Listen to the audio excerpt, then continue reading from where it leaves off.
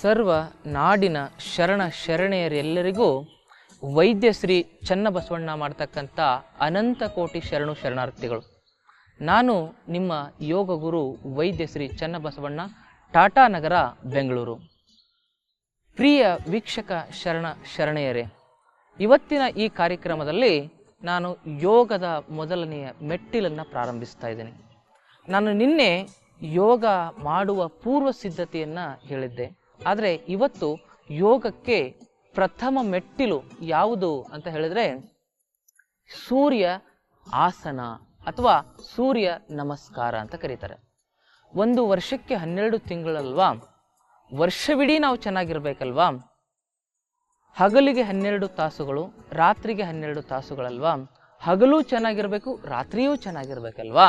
ಹಾಗಾಗಿ ಈ 12 ಆಸನಗಳ ಮಿಶ್ರಣ ಮಾಡಿರತಕ್ಕಂಥ ಒಂದು ಸರ್ವಶ್ರೇಷ್ಠ ಮತ್ತು ಅತ್ಯಂತ ವೈಜ್ಞಾನಿಕವಾಗಿರ್ತಕ್ಕಂಥ ಭಂಗಿಗಳನ್ನು ಒಳಗೊಂಡಿರತಕ್ಕಂಥ ಈ ಕ್ರಿಯೆಗೆ ಸೂರ್ಯಾಸನ ಅಥವಾ ಸೂರ್ಯ ನಮಸ್ಕಾರ ಅಂತ ಕರೀತಾರೆ. ಹಾಗಾಗಿ ಈ ಸೂರ್ಯ ನಮಸ್ಕಾರವನ್ನು ಅಭ್ಯಾಸ ಮಾಡೋದ್ರಿಂದ ಏನಾಗುತ್ತೆ ನಮ್ಮ ಶರೀರದಲ್ಲಿ? ಸೂರ್ಯ ಅಂತ ಹೇಳಿದ್ರೆ ಏನು? ಈ ಜಗತ್ತಿಗೆ ಒಂದು ದೈವ ಅಂತ ಇದೆ. ಆ ಜಗತ್ತಿಗೆ ಇರ್ತಕ್ಕಂಥ ದೈವ ಈ ಜಗತ್ತನ್ನ ಸೃಷ್ಟಿ ಮಾಡಿದೆ. ಈ ಜಗತ್ತಿನ ಸೃಷ್ಟಿ ಮಾಡಿರ್ತಕ್ಕಂಥ ಆ ದೈವ, ಆ ಶಕ್ತಿ, ಆ ಪರಮ ಶಕ್ತಿ ಈ ಜಗತ್ತಿಗೆ ಒಂದು ಬೆಳಕಂತ ಕೊಟ್ಟಿದೆ. ಆ ಬೆಳಕು ಯಾವುದು ಅಂತ ಹೇಳಿದ್ರೆ ಸೂರ್ಯ ಅಂತ ಅರ್ಥ. ಈ ಸೂರ್ಯ ದೇವರು ಹಚ್ಚಿದ ದೀಪ ಅಂತ ಅರ್ಥ. ಈ ದೇವರು ಹಚ್ಚಿದ ದೀಪ ಯಾವುದು ಅಂತ ಹೇಳಿದ್ರೆ ಈ ಸೂರ್ಯ. ಈಗ ನಾವು ನಿಮ್ಮ ಮನೆಯಲ್ಲಿ ಒಂದು ದೀಪವನ್ನು ಹಚ್ಚಿಡ್ತೇವೆ. ಎಣ್ಣೆ ಆದ ತಕ್ಷಣ ಆ ದೀಪ ಏನಾಗುತ್ತೆ? ನಂದಿ ಹೋಗ್ಬಿಡುತ್ತೆ. ಆದರೆ ಆ ಜಗತ್ತಿನ ಶ್ರೇಷ್ಠ ಶಕ್ತಿಯಾಗಿರ್ತಕ್ಕಂಥ ಆ ಶಕ್ತಿ ಹಚ್ಚಿರ್ತಕ್ಕಂಥ ಆ ದೀಪ ಅನಗಾಲದಿಂದಲೂ ಇದೆ, ಆದಿಕಾಲದಿಂದಲೂ ಇದೆ, ಇವಾಗಲೂ ಉರಿತಾನೆ ಇದೆ. ಜಗತ್ತಿಗೆಲ್ಲವೂ ಬೆಳಕನ್ನ ಕೊಡ್ತಾ ಇದೆ. ಹಾಗಾಗಿ ಈ ಆಸನಗಳ ಭಂಗಿಗೆ ಅದರ ಒಂದು ಹೆಸರನ್ನ ಏನ್ ಮಾಡಿದರೆ ಜೋಡಿಸಿದ್ದಾರೆ. ಹಾಗಿದ್ರೆ ನಮ್ಮ ದೇಹದೊಳಗಡೆ ಆರೋಗ್ಯದ ಸೂರ್ಯೋದಯ ಆಗ್ಬೇಕಲ್ವಾ? ನಮ್ಮ ದೇಹದೊಳಗಡೆ ಆರೋಗ್ಯ ಅಂತಕ್ಕಂಥ ಸೂರ್ಯೋದಯ ಆಗ್ಬೇಕು ತಾನೆ. ಆ ಆರೋಗ್ಯ ಅಂತಕ್ಕಂಥ ಸೂರ್ಯೋದಯ ಆಗಬೇಕು ಅಂತ ಹೇಳಿದ್ರೆ ನಾವು ಪ್ರತಿದಿನ ಯೋಗಾಭ್ಯಾಸ ಮಾಡಬೇಕು. ಅದು ಕೂಡ ನಮನ, ಸೂರ್ಯ ನಮನವನ್ನ ಮಾಡಬೇಕು.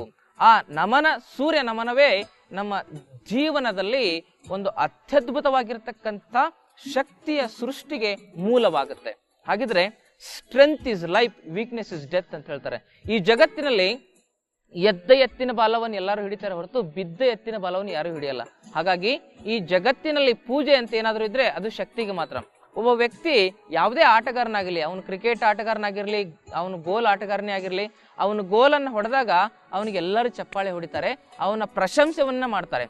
ಅದೇ ರೀತಿ ಅದೇ ವ್ಯಕ್ತಿ ಮತ್ತೊಂದು ಪಂದ್ಯದಲ್ಲಿ ಸೋತಾಗ ಅವನ ಮೇಲೆ ಏನ್ ಮಾಡ್ತಾರೆ ಅಂತ ಹೇಳಿದ್ರೆ ಇರ್ತಕ್ಕಂಥ ಭರವಸೆಯನ್ನು ಕೂಡ ಕಳೆದುಕೊಳ್ತಾರೆ. ಹಾಗಿದ್ರೆ ನಮ್ಮ ಜೀವನದಲ್ಲಿ ಭರವಸೆಯ ಬೆಳಕು ಬರಬೇಕು ಅಂತ ಹೇಳಿದ್ರೆ ನಾವು ಬೆಳಕನ್ನೇ ಸೃಷ್ಟಿ ಮಾಡ್ತಕ್ಕಂಥ ಆಸನಗಳನ್ನು ನಾವೇನ್ ಮಾಡಬೇಕು? ನಾವು ಅಭ್ಯಾಸ ಮಾಡಬೇಕು. ಹಾಗಾಗಿ ಬೆಳಕನ್ನ ಸೃಷ್ಟಿ ಮಾಡ್ಬೇಕಲ್ಲ. ಒಳಗಡೆ ಅಜ್ಞಾನ ಅಂತಕ್ಕಂಥ ಅಂಧಕಾರ ತುಂಬಿ ತುಳುಕಾಡ್ತಾ ಇದೆ. ಯಾವುದನ್ನು ನಂಬಬೇಕು, ಯಾವುದನ್ನು ಬಿಡಬೇಕು, ಯಾವುದನ್ನು ಆಚರಣೆ ಮಾಡಬೇಕು, ಯಾವುದು ಸತ್ಯ, ಯಾವುದು ಸುಳ್ಳು ಅಂತಕ್ಕಂಥ ಪರಿವಿಲ್ಲದೆ ನಾವು ಬದುಕ್ತಾ ಇದೀವಲ್ಲ. ಅದಕ್ಕೆ ಕಾರಣ ಏನಂತ ಹೇಳಿದ್ರೆ ಅಜ್ಞಾನಂ ತಿಮಿರಾಂಧಕಂ ಅಂತ ಕರೀತಾರೆ. ಅಂತ ಹೇಳಿದ್ರೆ ಅಜ್ಞಾನ ಅಂತಕ್ಕಂಥ ತಿಮಿರ, ಈ ಕತ್ತಲು ನಮ್ಮ ದೇಹವನ್ನ ಬಾಳನ್ನ ಆವರಿಸಿದೆ. ಆ ಅಜ್ಞಾನ ಅಂತಕ್ಕಂಥ ಆ ಕತ್ತಲೆಯಿಂದ ಹೊರಗಡೆ ಬರಬೇಕು ಅಂತ ಹೇಳಿದ್ರೆ ನಾವೇನ್ ಮಾಡ್ಬೇಕು? ನಮನ, ಸೂರ್ಯ ನಮನ, ಅದೇ ಸೂರ್ಯಾಸನವನ್ನ ನಾವು ಅಭ್ಯಾಸ ಮಾಡಬೇಕು. ಆ ಸೂರ್ಯಾಸನವನ್ನ ಅಭ್ಯಾಸ ಮಾಡೋದು ಕೂಡ ಅತ್ಯಂತ ವೈಜ್ಞಾನಿಕವಾಗಿ ಅಭ್ಯಾಸ ಮಾಡಬೇಕು, ಅತ್ಯಂತ ಸರಳವಾಗಿ ಅಭ್ಯಾಸ ಮಾಡಬೇಕು, ಅತ್ಯಂತ ಸೂಕ್ಷ್ಮವಾಗಿ ಗಮನಿಸಿ ನಾವು ಅಭ್ಯಾಸ ಮಾಡಬೇಕು. ಹಾಗಿದ್ರೆ ಸೂರ್ಯ ನಮಸ್ಕಾರ ಏನ್ ಮಾಡುತ್ತೆ? ನಮ್ಮ ಶರೀರದ ಒಳಗಡೆ ಇರತಕ್ಕಂಥ muscular system, skeletal system, nervous system ಮತ್ತೆ ಬ್ಲಡ್ ಅನ್ನ ಮೂಮೆಂಟ್ ಮಾಡ್ತಕ್ಕಂಥ ಸರ್ಕ್ಯುಲೇಟರಿ ಸಿಸ್ಟಮ್ ಅಂತ ಏನು ಕರಿತೇವಲ್ಲ, ಆ ಎಲ್ಲವನ್ನೂ ಕೂಡ ಸರಿ ಮಾಡ್ತಕ್ಕಂಥ ಶಕ್ತಿ ಸೂರ್ಯ ನಮಸ್ಕಾರಕ್ಕಿದೆ. ಹಾಗಿದ್ರೆ ನಾನು ಹೇಳಿದೆ ಮೊನ್ನೆನೆ, ಆಸನ ಆಗಲಿ ಪ್ರಾಣಾಯಾಮ ಆಗಲಿ ಮುಖ್ಯವಾಗಿ ನಿಂತಿರ್ತಕ್ಕಂಥದ್ದು ಯಾವುದ್ರ ಮೇಲೆ ಅಂತ ಹೇಳಿದ್ರೆ ಉಸಿರಿನ ಮೇಲೆ. ಹಾಗಾಗಿ ಉಸಿರು ನಮ್ಮ ಜೀವನದ ಹಸಿರಾಗಬೇಕು, ಉಸಿರು ನಮ್ಮ ಜೀವನಕ್ಕೆ ಹೆಸರಾಗಬೇಕು. ಹಾಗೆ ಉಸಿರು ನಮ್ಮ ಜೀವನಕ್ಕೆ ಹೆಸರಾಗಿದೆ, ಅದು ಬೇರೆ ಒಂದು ಸ್ಥಿತಿ, ಅದನ್ನ ನಾವು ಬೇರೆ ಕ್ಷಣದಲ್ಲಿ ನಾವು ವಿಶ್ಲೇಷಣೆ ಮಾಡ್ತೇನೆ. ಹಾಗಾಗಿ ಸೂರ್ಯ ನಮಸ್ಕಾರ ಮಾಡೋ ಸಂದರ್ಭದಲ್ಲಿ ಮೊದಲನೇದಾಗಿ ನಾವು ಉಸಿರಿನ ಮೇಲೆ ಗಮನವನ್ನು ಹರಿಸಬೇಕು. ಯಾವಾಗ ನಮ್ಮ ಶರೀರ ಈ ಭೂಮಿಯಿಂದ ಮೇಲ್ಮುಖವಾಗಿ ಚಲನೆಯನ್ನ ಮಾಡುತ್ತೆ, ಅವಾಗ ಏನ್ ಮಾಡ್ಬೇಕು? ಉಸಿರನ್ನ ತೆಗೆದುಕೊಳ್ಬೇಕು. ಯಾವಾಗ ನಮ್ಮ ಶರೀರ ಭೂಮಿಗೆ ಅಭಿಮುಖವಾಗಿ ಚಲನೆಯನ್ನ ಮಾಡುತ್ತೆ, ಅವಾಗ ಏನ್ ಮಾಡ್ಬೇಕು? ಉಸಿರನ್ನ ಹೊರಗಡೆ ಹಾಕಬೇಕು. ಹಾಗಾಗಿ ಯಾವುದು ನಾವು ಅಭ್ಯಾಸದಲ್ಲಿ ಅಳವಡಿಸ್ಕೊಳ್ತೇವೋ ಅದೇ ರೀತಿ ಅದರ ಲಾಭಗಳು ನಮಗೆ ಸಿಗ್ತಾ ಹೋಗುತ್ತೆ. ತಮ್ಮೆಲ್ಲರಿಗೂ ನಾನು ಹೇಳ್ತಕ್ಕಂಥದ್ದು ಏನಂತ ಹೇಳಿದ್ರೆ, ಯೋಗಾಭ್ಯಾಸ ಮಾಡೋ ಸಂದರ್ಭದಲ್ಲಿ ಉಸಿರಿನ ಮೇಲೆ, ಆಸನ ಮಾಡೋ ಸಂದರ್ಭದಲ್ಲಿ ಆಕ್ಚುಲಿ ಉಸಿರಿನ ಮೇಲೆ ಹೆಚ್ಚು ಗಮನವನ್ನು ಕೊಡಬೇಕು. ಹಾಗಿದ್ರೆ ಸೂರ್ಯ ನಮಸ್ಕಾರ ಮಾಡೋದ್ರಿಂದ ಈ ಎಲ್ಲಾ ಸಿಸ್ಟಮ್ ಸರಿಯಾಗಿರುತ್ತೆ. ಎಲ್ಲಾ ಸಿಸ್ಟಮ್ ಸರಿಯಾಗಿದ್ರೆ ಏನ್ ಬೇಕಾದ್ರೂ ಮಾಡ್ಬೋದು. ಒಬ್ಬ ವ್ಯಕ್ತಿ ಚೆನ್ನಾಗಿರ್ತಾನೆ, ಡ್ರೈವರ್ ಚೆನ್ನಾಗಿರ್ತಾನೆ, ಆದ್ರೆ ಕಾರ್ ಚೆನ್ನಾಗಿಲ್ಲ, ಸಿಸ್ಟಮ್ ಚೆನ್ನಾಗಿಲ್ಲ ಅಂತ ಹೇಳಿದ್ರೆ ಏನ್ ಮಾಡ್ಲಿಕ್ಕೆ ಆಗಲ್ಲ. ಯಾವುದೋ ಒಂದು ಗುಂಪು ಇರುತ್ತೆ, ಆ ಗುಂಪನ್ನ ನಾವು ನಡೆಸಬೇಕಾಗಿರುತ್ತೆ. ಅದಕ್ಕೆ ಒಬ್ಬ ಹೆಡ್ ಅಂತ ಇರ್ತಾನೆ, ಅವನಿಗೇನ್ ಹೇಳ್ತಾರೆ ಅಂತ ಹೇಳಿದ್ರೆ ನಾಯಕ ಅಂತ ಹೇಳ್ತಾರೆ. ಆ ನಾಯಕ ಆ ಗುಂಪನ್ನು ಚೆನ್ನಾಗಿ ನಡೆಸಬೇಕು ಅಂತ ಹೇಳಿದ್ರೆ ಆ ಗುಂಪಿನಲ್ಲಿ ಇರ್ತಕ್ಕಂಥ ಜನರ ಮನಸ್ಥಿತಿ ಒಂದೇ ಇರಬೇಕಾಗತ್ತೆ. ಅದಕ್ಕೆ ಸಿಸ್ಟಮ್ ಅಂತ ಕರೀತಾರೆ. ಆ ಸಿಸ್ಟಮ್ ಯಾವಾಗ ಹಾಳಾಗೋಗುತ್ತೆ ಅವಾಗ ಎಲ್ಲವೂ ಹಾಳಾಗೋಗುತ್ತೆ. ಅದಕ್ಕೆ ಒಬ್ಬ ನಾಯಕನಿಂದ ಏನು ಮಾಡ್ಲಿಕ್ಕೆ ಆಗಲ್ಲ. ಅದಕ್ಕೆ ನಾವೇನ್ ಮಾಡ್ಬೇಕು? ಸಿಸ್ಟಮ್ ಅನ್ನ ಸರಿ ಮಾಡ್ಕೋಬೇಕು ಅಂತ ಹೇಳಿದ್ರೆ ಮೊದಲನೇದಾಗಿ ಸೂರ್ಯ ನಮಸ್ಕಾರವನ್ನು ಅಭ್ಯಾಸ ಮಾಡಬೇಕು. ಶರೀರದ ಒಂದು ಸಿಸ್ಟಮ್ ಅನ್ನ ಸರಿ ಮಾಡ್ಕೋಬೇಕಂತ ಹೇಳಿದ್ರೆ ಸೂರ್ಯ ನಮಸ್ಕಾರದ ಅಭ್ಯಾಸವನ್ನ ಮಾಡಬೇಕಾಗತ್ತೆ. ಹಾಗಿದ್ರೆ ಆ ಸೂರ್ಯ ನಮಸ್ಕಾರವನ್ನ ಹೇಗೆ ಮಾಡೋದು ಅಂತಕ್ಕಂಥದ್ರ ಬಗ್ಗೆ ಸಮಗ್ರವಾಗಿರ್ತಕ್ಕಂಥ ವಿಶ್ಲೇಷಣೆಯನ್ನು ಕೊಡ್ತೀನಿ. ಫಸ್ಟ್ ನಾವೇನ್ ಮಾಡ್ಕೋಬೇಕು? ಸೂರ್ಯ ನಮಸ್ಕಾರ ಮಾಡೋದಕ್ಕಿಂತ ಮೊದಲು ಸ್ವಲ್ಪ ಶರೀರದಲ್ಲಿರ್ತಕ್ಕಂಥ ಎಲ್ಲ ಜಾಯಿಂಟ್ಸ್ಗಳನ್ನ ಸಡಿಲ ಮಾಡ್ಕೋಬೇಕು. ಇದಕ್ಕೆ ಏನು ಹೇಳ್ತಾರೆ ಅಂತ ಹೇಳಿದ್ರೆ ಜಾಯಿಂಟ್ಸ್ ಆ್ಯಂಡ್ ಗ್ಲ್ಯಾಂಡ್ಸ್ ಎಕ್ಸಸೈಸ್ ಅಂತ ಕರೀತಾರೆ. ನಮ್ಮ ಪ್ರತಿಯೊಂದು ಈ ಜೋಡುಗಳು ನಮ್ಮ ಒಳಗಡೆ ಇರತಕ್ಕಂಥ ಗ್ರಂಥಿಯೊಂದಿಗೆ ನೇರ ಸಂಬಂಧವನ್ನು ಹೊಂದಿರುತ್ತೆ. ಹಾಗಾಗಿ ಮೊದಲು ನಾವು ಜೋಡುಗಳನ್ನು ಸರಿ ಮಾಡ್ಕೋಬೇಕು. ಜೋಡುಗಳನ್ನು ಹೇಗೆ ಸರಿ ಮಾಡ್ಕೋಬೇಕು? ಮೊದಲು ನೇರವಾಗಿ ನಿಂತ್ಕೋಬೇಕು. ನಿಮ್ಮ ಎರಡೂ ಕೈಗಳನ್ನು ನೇರ ಮಾಡ್ಕೋಬೇಕು. ಈ ರೀತಿ ತಿರುಗಿಸ್ಕೋಬೇಕು. ಹೀಗೆ ಅದು ಹೇಗೆ? ಉಸಿರಾಟದೊಂದಿಗೇನೆ ಇದನ್ನ ತಿರುಗಿಸ್ಬೇಕು. ಯಾವಾಗ ಕೆಳಗಡೆ ತಿರುಗಿಸ್ತೇವೆ ಅವಾಗ ಉಸಿರು ಬಿಡಬೇಕು, ಯಾವಾಗ ಮೇಲೆ ತೆಗೆದುಕೊಂಡು ಹೋಗ್ತೇವೆ ಅವಾಗ ಉಸಿರು ತೆಗೆದುಕೊಳ್ಬೇಕು. ಉಸಿರು ಬಿಡಬೇಕು, ಉಸಿರು ತೆಗೆದುಕೋಬೇಕು, ಉಸಿರು ಬಿಡಬೇಕು, ಉಸಿರು ತೆಗೆದುಕೋಬೇಕು, ಉಸಿರು ಬಿಡಬೇಕು, ಉಸಿರು ತೆಗೆದುಕೋಬೇಕು. ಈ ರೀತಿ ಒಂದು 20 ಸರಿ ಮಾಡ್ಬೇಕು. ಇದಾದ್ಮೇಲೆ ವಿರುದ್ಧ ದಿಕ್ಕಿನಲ್ಲಿ ಹೀಗೆ ಉಸಿರು ತಗೋಬೇಕು, ಉಸಿರು ಬಿಡ್ಬೇಕು. ಯಾವಾಗ ಮುಷ್ಟಿ ಮೇಲೆ ಹೋಗುತ್ತೆ ಅವಾಗ ಉಸಿರು ತಗೋಬೇಕು, ಯಾವಾಗ ಮುಷ್ಟಿ ಕೆಳಗೆ ಬರುತ್ತೆ ಅವಾಗ ಉಸಿರು ಬಿಡ್ಬೇಕು. ಹೀಗೆ ನೇರವಾಗಿ ನೋಡ್ಬೇಕು. ನಿಮ್ಮ ಕೈಗಳನ್ನೇ ಗಮನಿಸ್ತಾ ಹೋಗ್ಬೇಕು. ಕೈಗಳ ಮೇಲೆ ಗಮನ ಇರಬೇಕು. ಇದಾದ್ಮೇಲೆ ನಿಮ್ಮ ಎರಡೂ ಕೈಗಳನ್ನ ಈ ಭುಜದ ಮೇಲೆ ಇಟ್ಕೋಬೇಕು. ಎರಡೂ ಹಸ್ತಗಳನ್ನ ಇಟ್ಕೊಂಡು ನಿಧಾನವಾಗಿ ಉಸಿರು ತೆಗೆದುಕೊಳ್ತಾ ನಿಮ್ಮ ಕೈಯನ್ನ ಮೇಲೆ ತೆಗೆದುಕೊಂಡು ಹೋಗ್ಬೇಕು. ಉಸಿರು ಬಿಡ್ತಾ ಕೆಳಗಡೆ ಪೂರ್ತಿ ಒಂದು ದೊಡ್ಡ ಸರ್ಕಲ್ ಆಗ್ಬೇಕು, ರೌಂಡ್ ಆಗ್ಬೇಕು. ಈ ಎರಡೂ ಮೊಣಕೈಗಳು ಸೇರ್ಬೇಕು. ಹೀಗೆ ಕೆಳಗೆ ಉಸಿರು ತೆಗೆದುಕೊಳ್ತಾ ಮೇಲೆ, ಉಸಿರು ಬಿಡ್ತಾ ಕೆಳಗೆ. ನಮ್ಮ ಭುಜಗಳಲ್ಲಿ ಸರಿಯಾದ ರೀತಿಯಲ್ಲಿ ಶಕ್ತಿ ಸಂಚಾರ ಆಗ್ಬೇಕು. ನೋಡಿ ಹೀಗೆ ಮಾಡಿ.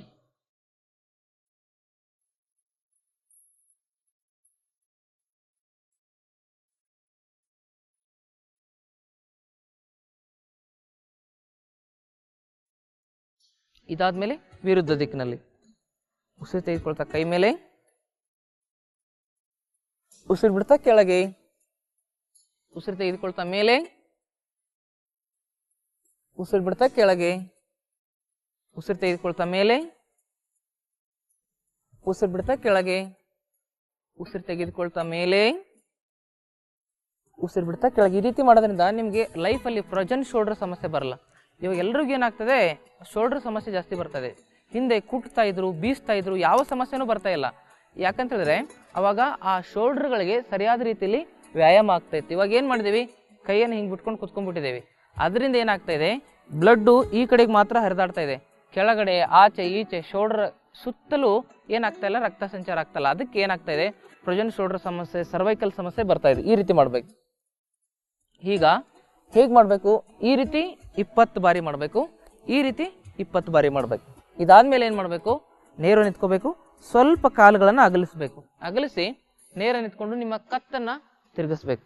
ಉಸಿರು ಬಿಡ್ತಾ ಕೆಳಗೆ, ಉಸಿರು ತಗೊಳ್ತಾ ಮೇಲೆ, ಉಸಿರು ಬಿಡ್ತಾ ಕೆಳಗೆ, ಉಸಿರು ತೆಗೆದುಕೊಳ್ತಾ ಮೇಲೆ. ಎಕ್ಸೇಲ್ ಡೌನ್, ಇನ್ಹೇಲ್ ಅಪ್, ರೇಚಕ್, ಪೂರಕ್, ರೇಚಕ್, ಪೂರಕ್.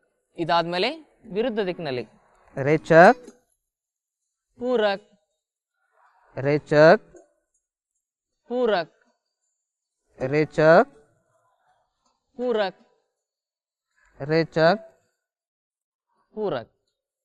ಹೀಗೆ ಕತ್ತನ್ನು 20 ಬಾರಿ ಕ್ಲಾಕ್ ವೈಸ್ 20 ಬಾರಿ ಆ್ಯಂಟಿ ಕ್ಲಾಕ್ ವೈಸ್, ಅಂದರೆ ಈ ರೀತಿ ಒಂದು 20 ಬಾರಿ, ಅದರ ವಿರುದ್ಧ ದಿಕ್ಕಿನಲ್ಲಿ 20 ಬಾರಿ ಈ ರೀತಿ ತಿರುಗಿಸ್ಬೇಕು. ಇದಾದ್ಮೇಲೆ ಏನು ಮಾಡ್ಕೋಬೇಕು, ನಿಮ್ಮ ಎರಡೂ ಕಾಲುಗಳನ್ನು ಸ್ವಲ್ಪ ಅಗಲ ಮಾಡ್ಕೋಬೇಕು. ಈ ರೀತಿ ಅಗಲ ಮಾಡಿಕೊಂಡು ನಿಮ್ಮ ಎರಡೂ ಕೈಗಳನ್ನು ನೇರ ಮಾಡ್ಕೋಬೇಕು. ನೇರ ಮಾಡ್ಕೊಂಡು ಏನು ಮಾಡಬೇಕು, ಕೈಗಳನ್ನು ಇಲ್ಲಿ ಸೇರಿಸ್ಕೋಬೇಕು. ಸೇರಿಸ್ಕೊಂಡು ನೇರ ನಿಂತ್ಕೋಬೇಕು. ಈಗೇನು ಮಾಡಬೇಕು, ಉಸಿರು ಬಿಡ್ತಾ ಬಿಡ್ತಾ ನಿಮ್ಮ ಎಡಗೈಯನ್ನು ಬಲಗಾಲ ಪಾದದ ಮೇಲೆ ಇಟ್ಕೋಬೇಕು. ನಿಮ್ಮ ಬಲಗೈಯ ಹಸ್ತವನ್ನು ಮೇಲೆತ್ತಬೇಕು. ಮತ್ತೆ ಉಸಿರು ತೆಗೆದುಕೊಳ್ಬೇಕು. ಉಸಿರು ಬಿಡ್ತಾ ಬಲಗೈ ಹಸ್ತವನ್ನು ಎಡಗಾಲ ಪಾದದ ಮೇಲೆ, ಎಡಗೈಯನ್ನ ಮೇಲೆ. ಮತ್ತೆ ಉಸಿರು ತೆಗೆದುಕೊಳ್ತಾ ಸಹಜ ಸ್ಥಿತಿ. ಮತ್ತೆ ಉಸಿರು ಬಿಡ್ತಾ ವಿರುದ್ಧ ದಿಕ್ಕಿನಲ್ಲಿ. ಮತ್ತೆ ಉಸಿರು ತೆಗೆದುಕೊಳ್ಬೇಕು. ಮತ್ತೆ ಉಸಿರು ಬಿಡಬೇಕು. ಮತ್ತೆ ಉಸಿರು ತೆಗೆದುಕೊಳ್ಬೇಕು.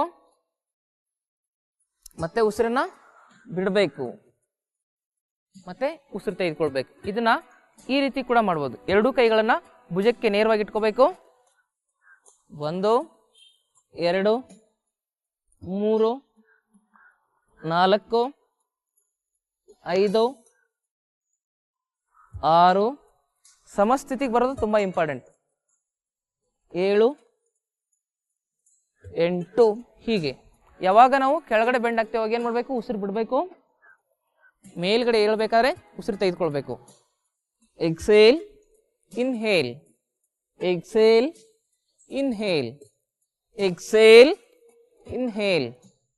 ರೇಚಕ್ ಪೂರಕ್, ರೇಚಕ್ ಪೂರಕ್. ಇದಾದ್ಮೇಲೆ ನಿಮ್ಮ ಎರಡೂ ಕಾಲುಗಳನ್ನ ನೇರವಾಗಿ ಜೋಡಿಸ್ಕೋಬೇಕು.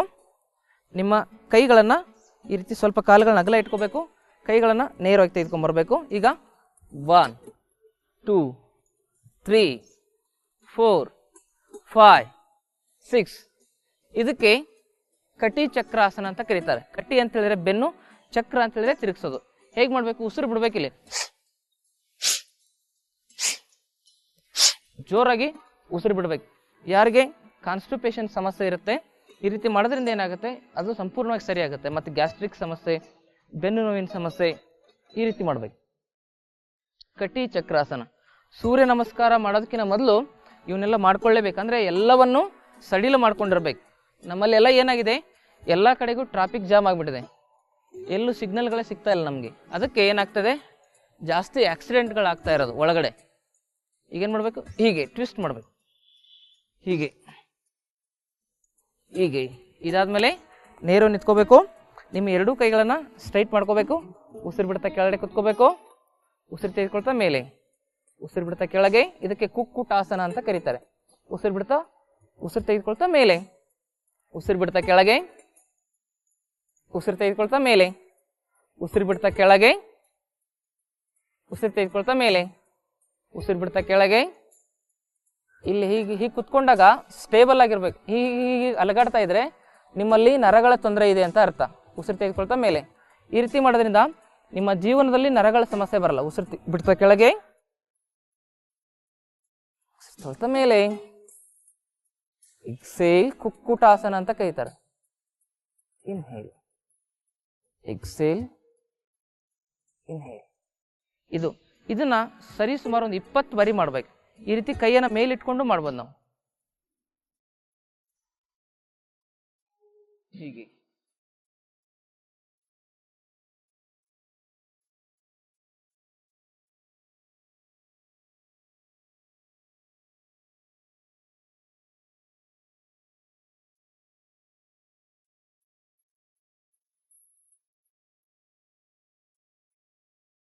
ಹೀಗೆ ಇದನ್ನ ನಾವು ಅಭ್ಯಾಸ ಮಾಡ್ತಾ ಮಾಡ್ತಾ ಹೋದಾಗೆ ನಮ್ಮ ಮೊಣಕಾಲಿನ ಕೀಲುಗಳು, ಮೊಣಕಾಲಿನಲ್ಲಿ ಸುಮಾರು ಸಮಸ್ಯೆಗಳು ಬರ್ತಾ ಇದೆ. ಇತ್ತೀಚೆಗೆ ತುಂಬ ಹದಿಹರಿಯದಲ್ಲಿ 15 20 25 30 ವರ್ಷದವರೆಗೂ ಕೂಡ ಮಂಡಿ ನೋವು ಬರ್ತಾ ಇದೆ. ಯಾಕೆ ಅಂತಂದರೆ ಅಲ್ಲಿ ಫ್ಲೂಯಿಡ್ ಸೆಕ್ರೇಷನ್ ಕಡಿಮೆ ಆಗ್ತಾ ಇದೆ. ಯಾವಾಗ ನಾವು ಹೀಗೆ ಕುತ್ಕೊಳ್ತೇವಲ್ಲ ಅವಾಗೇನಾಗುತ್ತೆ, ಇಲ್ಲಿ ಫ್ಲೂಯಿಡ್ ಸರಿಯಾಗಿ ಸಂಚಾರ ಆಗುತ್ತೆ. ಅದಕ್ಕೆ ಸಿನೋವಿಯಲ್ ಫ್ಲೂಯಿಡ್ ಅಂತ ಕರೀತಾರೆ. ಅದು ಯಾವಾಗ ಸಂಚಾರವಾಗುತ್ತೆ ಆವಾಗ ನಿಮ್ಮ ಜೀವನದಲ್ಲಿ ಮಂಡಿ ನೋವಿನ ಸಮಸ್ಯೆ ಬರಲ್ಲ. ಹೀಗೆ ಹೀಗೆ ಚೇರ್ ಪೋಸ್ಚರ್ ಡೌನ್. ಚೇರ್ ಇಲ್ಲದೆ ಚೇರ್ಮನ್ ಆಗೋದು. ಇವಾಗ ಚೇರ್ ಇದ್ದು ಚೇರ್ಮನ್ ಆಗೋರು ಸುಮಾರು ಜನ ಇದ್ದಾರೆ. ಇದೇನಂತ ಹೇಳಿದ್ರೆ ಚೇರ್ ಇಲ್ಲದೆ ಚೇರ್ ಪೋಸ್ಚರಲ್ಲಿ ಕುತ್ಕೊಳ್ಳೋದು. Down up. ಇದರಿಂದ ಏನಾಗುತ್ತೆ, ಮಸ್ಕ್ಯುಲರ್ ಡಿಸ್ಟ್ರೋಫಿ, ಪಾರ್ಕಿನ್ಸನ್ ಈ ರೀತಿ ಸಮಸ್ಯೆಗಳು, ಮಸಲ್ಸ್ ರಿಲೇಟೆಡ್ ಆಗಿರೋದು ಮತ್ತು ನರ್ವ್ಸ್ ರಿಲೇಟೆಡ್ ಆಗಿರತಕ್ಕಂಥ ಯಾವ ಸಮಸ್ಯೆನೂ ಬರಲ್ಲ. ಇದಾದ್ಮೇಲೆ ನಾವೇನು ಮಾಡ್ಕೋಬೇಕು, ಮತ್ತೆ ಒಂಚೂರು ನಮ್ಮ ಕಾಲುಗಳನ್ನ ಅಗಲ ಮಾಡ್ಕೋಬೇಕು. ಅಗಲ ಮಾಡಿಕೊಂಡು ಈ ಕಡೆ ಇದೆ ಅಲ್ವಾ, ಇದು ತುಂಬ ಡೇಂಜರಸ್.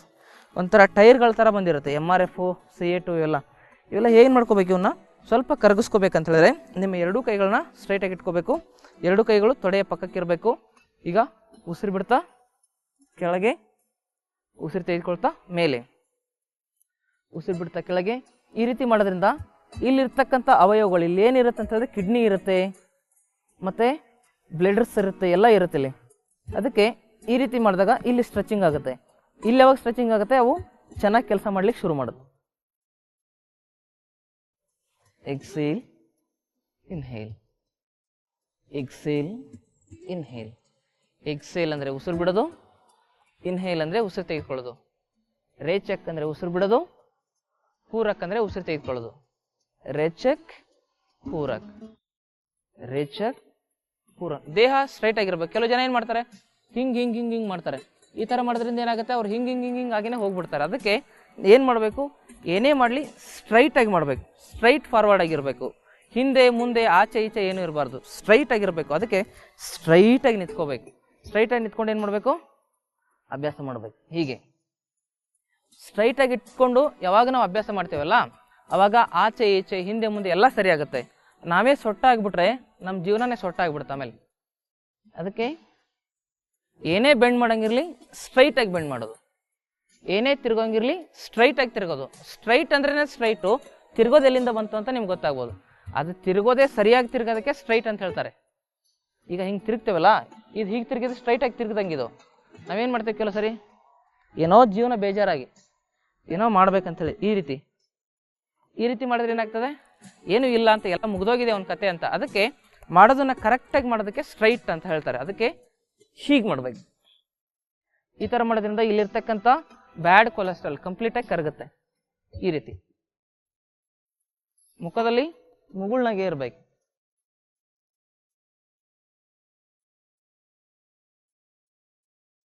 ಹೀಗೆ ಇದಾದ್ಮೇಲೆ ನಿಧಾನವಾಗಿ ನಿಮ್ಮ ಎರಡೂ ಕೈಗಳನ್ನ ಜೋಡಿಸ್ಕೋಬೇಕು.